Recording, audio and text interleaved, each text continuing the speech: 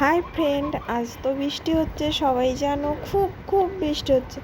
তো আজ আমাদের বাড়ি রান্না হচ্ছে, তোমার দুটো হাঁসের মাংস রান্না হবে। আর হাঁস দুটো দেখো কি কিউট দেখতে।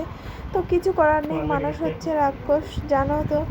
তার জন্য দেখো দুটো প্রাণকে হত্যা করতে হলো, কিছু করার নেই। আর হাঁস দুটো আমি কাটতে বসে গেছি, গলাটা কেটে নিয়েছি ফার্স্টে, নিয়ে গরম জল করে ছাড়িয়ে নিয়েছি। আর এখানে দেখো অল্প অল্প খুঁট ছিল, যতটা পেরেছি বেঁচেছি, একটা দু হয়তো আছে, আর তোলা যাচ্ছে না। তো এখানে আমি পুড়িয়ে নিয়েছি। হাঁস না পুড়ালে নাকি একটা হালকা গন্ধ থাকে, তার জন্য আমি এখানে ভালো করে হাঁসগুলো ঝলসে নিয়েছি, নিয়ে কেটে কুটে গুছিয়ে নিয়েছি।